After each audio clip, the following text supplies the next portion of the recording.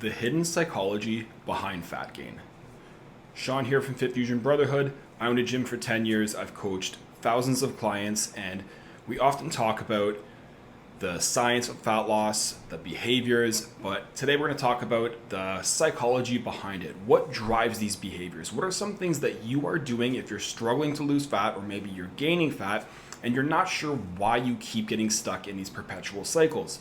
So I have 6 things that most people are guilty of that can lead to fat gain without you even realizing that you're guilty of it. So let's get into it. The first one here seems simple, but it's bigger plates. Generally speaking, humans are guilty of eating whatever's on our plate. So if we have a larger plate and we put more food on that plate, we're much more likely to eat whatever on that plate. Now, it seems like a small thing, but studies have shown that eating with a smaller plate can actually make a big difference, as well as eating slower.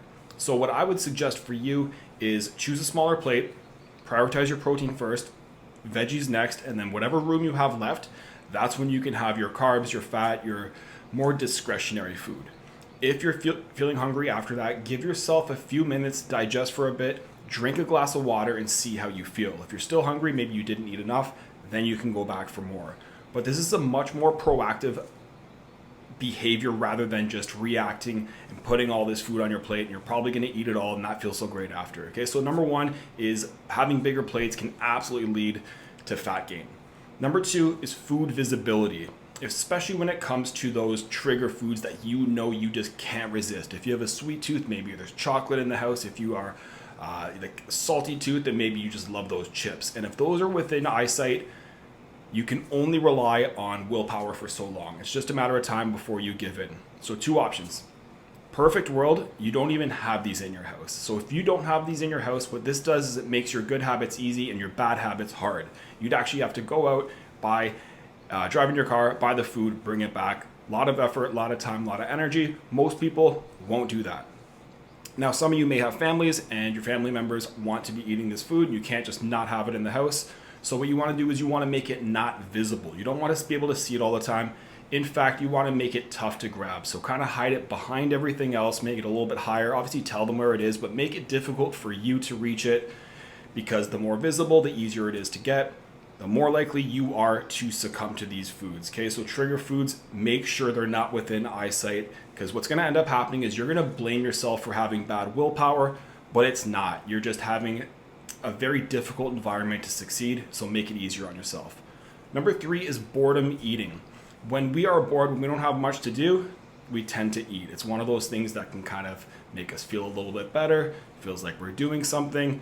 The best way to kind of fix this issue is to try to keep yourself as busy with something productive as possible. Maybe you're reading, you're going for a walk, you're having a call with a friend, whatever it is, but you want to try to get out of that boredom state, because when we're bored, when we're not having anything to do, we are much more likely to eat. This happens to all of us. In fact, it happens so much that even when we're not hungry, we're still more likely to eat when we're feeling bored. So be aware of that trigger. If you're one of those people that eats when you're bored, make sure you're proactive and have a plan for that as well.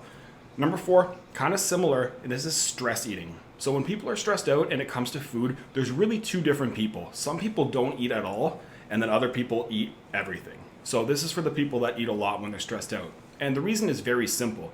If you're stressed, you want to do something that's going to make you feel good temporarily. And having a really delicious meal is going to make you feel good temporarily. Unfortunately, it's a double-edged sword, right? So it's going to make you feel really good temporarily, but long term, you're actually going to feel worse about yourself, which is going to stress you out even more. And now you have this negative feedback loop. Okay, so it's important just to be very mindful of this. So when you're stressed out, don't think of what makes you feel better right now. Think about what's going to make you feel better down the road. Being proactive and being mindful, I would say, is the best approach that you can have when you're feeling stressed and you know you're a stress eater. It could also be something as simple as going for a walk. Sometimes going for a walk clears your head a little bit, come back, feel a little bit better. At least it gets you out of that funk. You may not be not stressed anymore, but it may get rid of those cravings as well. So being mindful of that, very important. Number 5, decision fatigue. So this one is super important if you have a very busy life. So if you have kids, you're making decisions for them, you're responsible for them. If you go to work, you're making decisions at work all day. And then by the time you get home, the last thing you want to do is think about what you have to make for dinner. So what you end up doing is usually the easiest, most convenient, and oftentimes the most unhealthy option. So if you have decision fatigue and this is you, very simple here, guys. You just want to be proactive. So knowing what you're going to eat beforehand in advance is going to help get rid of that decision fatigue. A few options you can do. The first option would be some people like to meal plan. So maybe you dedicate your Saturday or Sunday to meal planning throughout the week. That way when you get home from work, you have everything already planned out for you. Number two, just know what you're going to eat and choose foods that are easy to cook and simple, but still healthy. That way when you get home, you don't have to spend an hour thinking about what to cook and then an hour actually preparing it. You know what you're gonna have and you can cook it really quick. So if you have decision fatigue, the most important thing here is being proactive and don't be reactive, because when you're reactive and you're sick of making decisions, you're gonna revert back to what's easy and convenient. And then the last one here is eating while distracted.